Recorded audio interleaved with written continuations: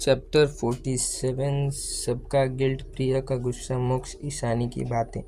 सबको समझ आ रहा था कि ईशानी के कहने का क्या मतलब क्या है, क्योंकि जब वे पहले इस घर में आए थे तो किसी ने भी उस पर ज़्यादा ध्यान नहीं दिया था। न ही किसी ने उससे पूछा था कि उसे क्या चाहिए। उसके लिए 1.5 साल में किसी ने एक भी ड्रेस नहीं लिया और न ही उसकी ज़रूरत की चीज़ें दिया गया था।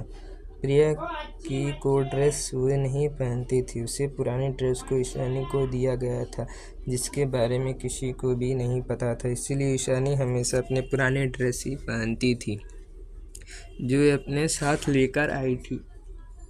उसे कभी किसी ने पॉकेट मनी भी नहीं दी। सिर्फ दादी जी उसे पॉकेट मनी देती थी जो वे स्कूल और अपने बुक्स और ज़रूरत की चीज़ें लेने में खर्च हो जाती थी। चारों भाइयों के दिल में गिल्ट भर गया। ईशानी पहले ऐसी नहीं थी, बहुत ही शांत और मासूम थी, पर ना तो उसकी आंखों में पहले की तरह किसी के लिए प्यार था, ना मासूमियत। ये तो वे ईशानी थी ही नहीं जो उनके प्यार के लिए तरसती थी। अब उसे उनका प्यार नहीं चाहिए, ना माँ बाप और ना ही भाइयों का प्यार। सुकेत जी और आरती जी भी वही सोच रहे थे। ईशानी की आंखों में आज सिर्फ घृणा और नफरत थी जो उनके दिल को कचोट रहा था। वहीं प्रिया को गुस्सा आ रहा। एक तो उसके प्लान फेल हो गया। वे तो ईशानी को शर्मिंदा करना चाहती थी, पर उसे पता नहीं था कि ईशानी सबके सामने ही उस ड्रेस को निकाल देगी। ऊपर से ईशानी ने आज उसकी बहुत ज़्यादा इंसल्ट किया है। पहले हर बार वही होती थी जो ईशानी को इंसल्ट करती थी, पर अब ईशानी उसे इंसल्ट कर रही थी। डस्टबिन और कचरा के घर कर गुस्से में उसकी दिमाग फटने को था। उसने अपने गुस्से को दबाया और अपनी आंखों में आंसू लाते हुए बोली, ये सब मेरी गलती है। मेरी गलती की वजह से ईशानी ने मॉम की इंसल्ट की। ईशानी मुझे बिल्कुल पसंद नहीं करती है। इतने सालों तक मैंने उसकी जगह ले लिया है, शायद वह मुझसे नफरत करती है। उसे लग रहा था कि उसके भाई और मॉम डैड उसे समझाएंगे पहले की तरह और उसे मनाएंगे, पर किसी ने कुछ भी नहीं बोला क्योंकि सबके मन में कुछ और ही चल रहा था। आज फिर से ईशानी की बातों ने उन्हें गिल्ट में डाल दिया था। आखिरकार थी तो उनकी अपनी बेटी ही, उन्हें उसे एक्सेप्ट कर लेना चाहिए था। उसे अच्छे से बिहेव करना चाहिए था, प्यार देना चाहिए था, पर उन्होंने तो उसे अपनाने से ही इनकार कर दिया। बच्चा बदल जाना ईशानी की गलती नहीं थी, उल्टा वे तो सफ़र कर रही थी। उन्होंने ईशानी को प्यार देना चाहिए था, पर उन्होंने यूँ क्या दिया, सिर्फ दर्द। आज उनकी गलती की वजह से ईशानी उनसे बहुत दूर चली गई। अब वे उन्हें सबसे नफरत करती है। तभी आरती जी और प्रिया को देखकर दर्शित बोला, आगे से ऐसा कुछ भी करने की ज़रूरत नहीं है। आज जो हुआ वो दोबारा नहीं होना चाहिए। वैसे भी हम सबसे नफरत करती है। अगर ऐसा हुआ जैसे आज हुआ तो उसकी नफरत कम होने की जगह और भी बढ़ जाएगी। सुकेत जी भी प्रिया को देखकर बोले, तुम्हारी एक छोटी सी गलती की वजह से आज इतना बड़ा तमाशा हो गया, इसीलिए आगे से ध्यान रखना। उन्हें भी आज प्रिया पर थोड़ा गुस्सा आ रहा था। वे और आरती जी प्रिया से बचपन से बहुत प्यार करते थे, क्योंकि उनके लिए वो उनकी इकलौती प्रिंसेस थी। जिस वजह से ईशानी के आने के बाद भी उन्होंने ईशानी को एक्सेप्ट नहीं किया था, क्योंकि बचपन से प्रिया की प्यार की पट्टी बंधी थी उनके आंखों पर। लेकिन आज ईशानी की एक बात सीधा उनके दिल में जाकर लग रही थी।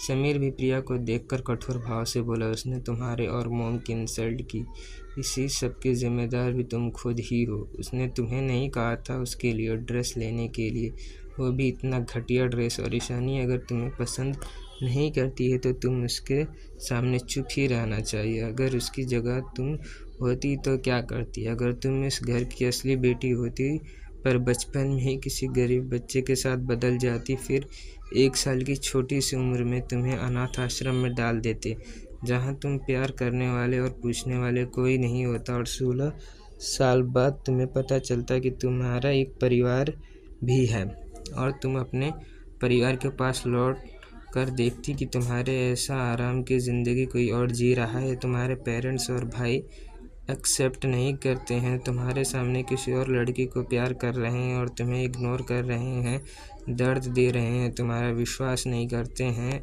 तो क्या तुम उस लड़की को पसंद करती और खुशी खुशी उसके रहते? क्या तुम अपने घर में रहने देती? परेशानी ने ये सब सालों तक सहा।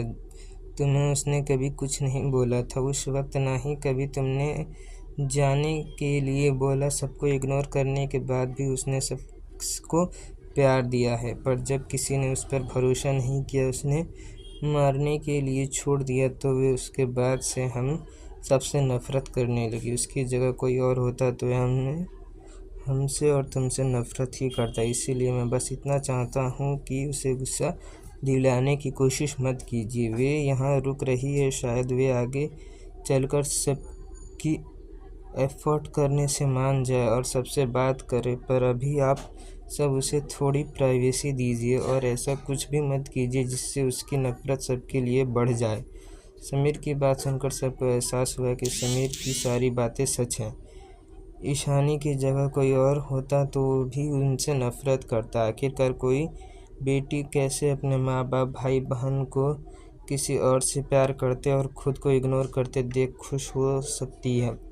सच में उन्होंने तो इस बारे में कभी सोचा ही नहीं था कि ईशानी को अपनी जगह प्रिया को देखकर कैसा लग रहा होगा। पर ईशानी ने फिर भी उस वक्त कोई भी कंप्लेन नहीं किया, ना ही उनसे प्रिया को कोई बदतमीजी की, ना ही कभी उनसे कोई हक मांगा, ना प्यार। वे तो सबको खुशी खुशी और प्यार से बात करती थी। उसने सबको अपने लिए, पर किसी ने भी उसे नहीं अपनाया, उस पर विश्वास नहीं किया, उसे मरने के लिए छोड़ दिया। सुकेत जी और आरती जी को जैसे एक धक्का सा लगा, उनके दिल में तेज दर्द सा उठा। रियलिटी उन्हें कचोट रही थी। आरती जी की आंखों में आंसू आ गए थे। रिहान और अयान का भी यही हाल था, क्योंकि उन्होंने अपनी बहन का साथ नहीं दिया। उन्होंने इतनी बड़ी गलती कर दी कि अब उनकी खुद की बहन, जो एक टाइम पर उन्हें भाई भाई कहती नहीं थकती थी, आज उन्हें नफरत करती है। वहीं प्रिया की आंखों में सच में आंसू आ गए थे। समीर की बात सुनकर क्या उसके भाई ये कहना चाहते हैं कि यह उसकी जगह नहीं है और उसने ईशानी की जगह लेकर गलती कर दी और ईशानी की जगह उसे अनाथ आश्रम में होना चाहिए? उसके दिल में फिर से गुस्सा और नफरत उमड़ गया। अब तो ईशानी को और नहीं बर्दाश्त कर सकती थी। जल्दी से जल्द उसे कुछ करना होगा, वरना सब कुछ ईशानी छीन लेगी।